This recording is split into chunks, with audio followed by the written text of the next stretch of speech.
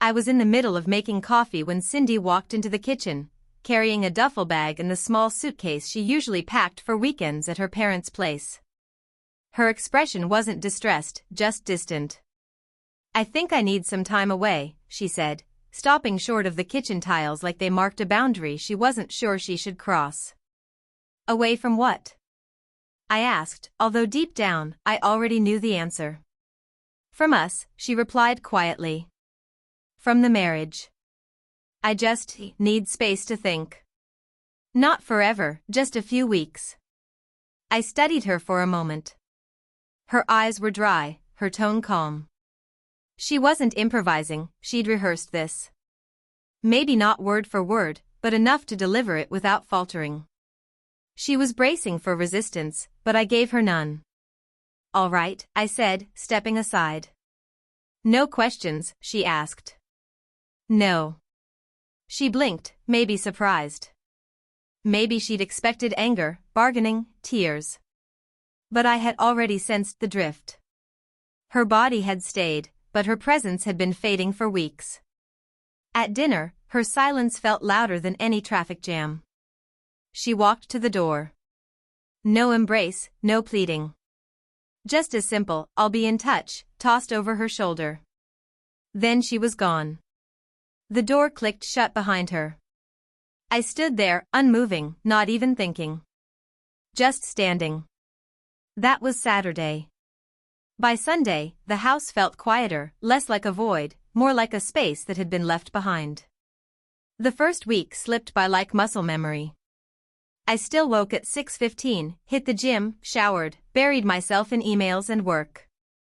Her slippers were still near the bed. I didn't move them. Not because I was pretending she was coming back, just because I wasn't ready to rearrange things. I needed to feel what the place was like without her in it. Oddly enough, it wasn't unbearable. The quiet didn't crush me like I'd imagined. My younger brother, Jonathan, came by on Wednesday. He brought beer and pizza like we were back in college. He glanced around the living room. "You doing okay?" "I'm managing," I said. We didn't dwell on it. Just watched the game, shared a few laughs. The next morning, I walked into the kitchen and noticed her favorite mug, the red one with the chipped handle, was gone. She must have taken it. That told me everything. You don't take your favorite mug if you're only planning on being gone a week or two. That Friday, I worked late. Came home to a spotless house and leftovers. Watched a movie she never liked and slept like a log. No sobbing in the shower, no dramatic moments, just emptiness. Not the kind she asked for, but the kind I hadn't realized I needed. It was the 12th night since she'd left. I remember because I'd just poured myself a drink and was halfway through a slow documentary about animal migrations. The kind of thing that always made her say she felt oddly melancholic. My phone rang at 11:40 p.m. Her name lit up the screen. She hadn't called or messaged once since leaving. I let it ring twice before picking up. "Hey," she said. Her voice was soft, not trembling, but slow, like she'd had some wine or maybe something stronger. "Hey," I said back. There was a beat of silence. "I wasn't sure if I should call," she went on. "It's late." I said nothing. "I was just thinking about that documentary you watched last year. You remember the one about Arctic wolves? You told me the alpha pair mates for life. Remember?" I didn't respond. "Are you calling to talk about wolves, Cindy?" She let out a short breath. "No. I've been thinking. About us. It's different here. The silence doesn't feel like the silence at home. Yours feels more intentional." I waited. "Do you miss me?" she asked. That was the real reason for the call. That question. "I'm not sure," I said honestly. Another pause. Longer. "Okay," she whispered. I could hear faint music in the background, one of her old playlists, probably. She always played them when she got sentimental. "You don't have to be cold, Martin," she said quietly. I'm not being cold, I replied. I'm being honest. She didn't say goodbye. Just ended the call. I stared at the screen for a few seconds, then scrolled to her contact and hit delete. Not out of anger. I just didn't want to keep holding space for someone who wasn't sure they wanted to stay. That Monday, Ava from the office caught me in the elevator. Sharp-tongued, sharp-eyed, the kind of person who unnerves most people. We'd never spoken much outside meetings. Got a minute, she asked. Yeah, what's up? She hesitated. Didn't know if I should say anything, but I saw Cindy this weekend. I stayed still. Where? Riverfield Music Hall. Friday night. I nodded. She's always liked that place. She wasn't alone, Ava added, watching me closely. Tall guy, glasses, gray jacket. They looked close. How close? Touching arms, sharing a drink. She leaned into him during a song. Smiling. You know the look. I nodded again. Thanks for telling me. You okay? I'm fine. And I meant it. That night, I pulled our wedding album from the shelf, looked through it for a while, then put it into a storage box and slid it into the hallway closet. Not bitter, just ready to stop pretending those pictures still fit our story. Then I opened her side of the dresser. A few things were left, one scarf, a bottle of perfume, an old hoodie. I packed them into a small box, sealed it up, and left it in the garage. No note. No explanation. Just closure. She'd asked for space and used it, not to reflect, but to explore something new. Someone new. The next morning, I drove downtown and filed the divorce papers. No doubts. No dramatics. Just a quiet decision that had been waiting to be made. She said she needed a break. But I was finally starting to understand what that really meant. She hadn't taken a break from the relationship. What she had stepped away from was responsibility. Exactly 3 weeks had passed since she walked out. It was a Saturday afternoon. I had just finished a long run, sweat still drying on my shirt, when the doorbell rang. I opened it and found her there, hair tied back, hoodie on, barefaced. But it wasn't her appearance that struck me. It was the way she stood, unsure whether to move forward or retreat. Can we talk? She asked. I didn't say anything right away. I let the moment hang between us before I stepped aside. She entered like someone revisiting a dream they weren't sure they still belonged in. Her eyes scanned the living room as though something had changed, but everything was just as she left it. Except, of course, for her. She stopped in the center of the room, arms folded. I've been thinking, a lot, she began. I stayed silent. These past few weeks have been confusing. But also eye-opening. I thought space would give me clarity. And it did. Just, not the kind I expected. Being away from you, from this place. I realized I didn't appreciate what we had. Still, I didn't speak. I miss how safe I felt around you. The routines. Even the silence. The arguments. All of it. I made a mistake. I want to come home. I nodded once, turned toward the hallway, and came back with a cardboard box in my hands. I set it gently on the floor between us. Her gaze dropped to it. Her voice broke a little. What is that? Your stuff, I said calmly. From the bathroom. The dresser. Your drawer. She shook her head slowly, like denial might somehow stop the truth from settling in. Wait, what are you saying? I met her eyes. You asked for a break. And this is what came out of it. She stepped forward carefully, her voice trembling. Martin, don't do this. Please, just take this back. Take your things and go, I replied. Her lips trembled, but she didn't cry. Not yet. She hadn't realized that the door she assumed would always stay open had already been closed.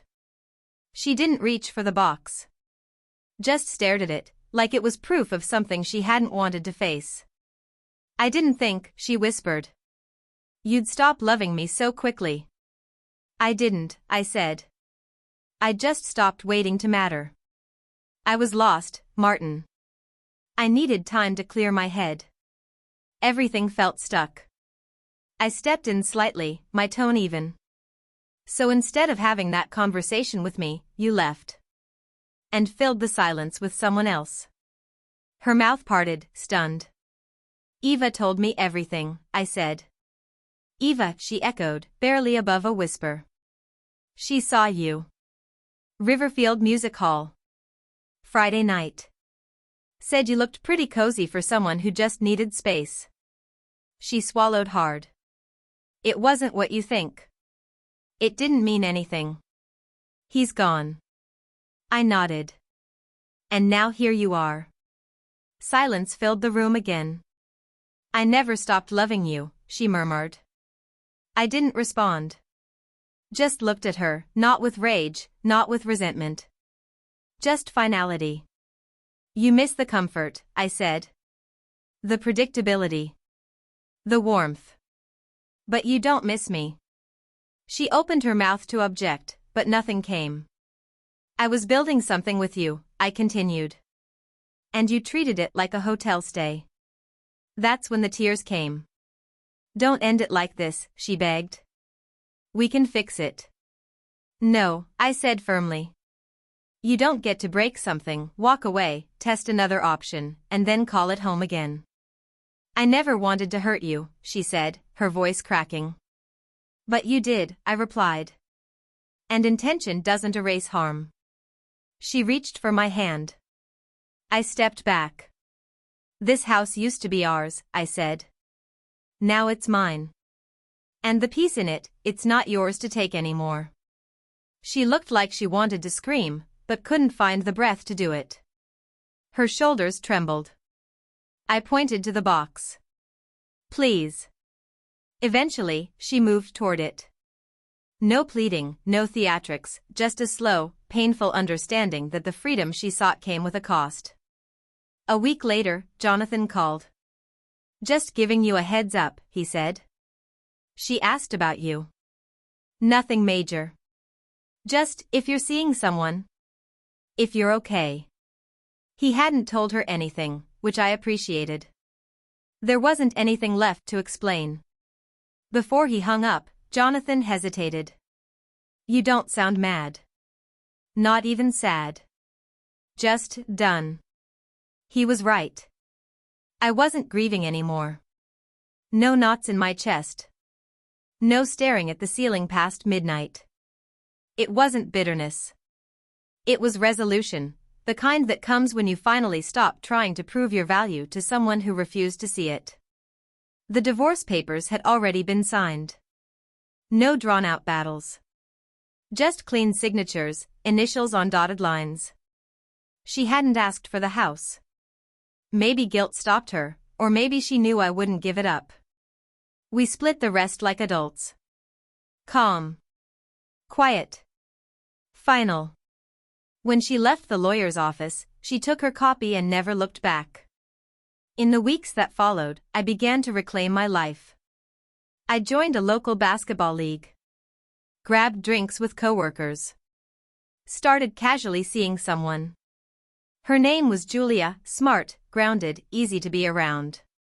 No one mentioned Cindy. Neither did I. But sometimes, messages would find their way to me. From old friends, mutual acquaintances. She asked about you. She said she still loves you. She regrets it all. Eventually, I started giving the same reply. Please stop telling me what she says. I'm not listening anymore. Not out of anger. It just wasn't relevant. Cindy made her choice. And I had made mine. The difference? Mine was permanent. You can only rebuild something when both people are willing to carry the weight. I wasn't going to do it alone again. The silence she left behind didn't echo anymore. It sounded like peace. 3 months later, I got an invitation to Michael's wedding, a college friend we both knew. I went alone. Navy suit. Fresh shave. No expectations. About 20 minutes in, I saw her. Cindy. She was standing by the bar, holding a glass of white wine, laughing politely. Her hair was shorter. She looked thinner. More tired. Our eyes met before I could look away. Neither of us smiled. She didn't come over. And I didn't move. And just like that, the moment passed. No scene. No words. Just a quiet mutual knowing of what could have been and what never will be. Later that night, I stepped outside to get some air. I thought back to the first wedding we ever danced at. The way she held my hand. How certain everything felt. Then I thought about that moment at Michael's, seeing her across the room and feeling no pull, no ache, no urge to rewind. That was the real ending. Not the box. Not the slammed door. Not even the phone call weeks after she left. It was that silent glance across a room, when both people finally accept the story had already ended. Someone asked if I wanted to grab drinks after. I said yes. As I walked away from the venue, I looked back one last time. She was still inside, surrounded by familiar faces. But for me, she had finally faded out of focus. I turned back toward the street, hands in my pockets. And for the first time in ages, I didn't feel like anything was missing. Not her voice. Not her presence. Not even the silence. Just peace. And that was more than enough.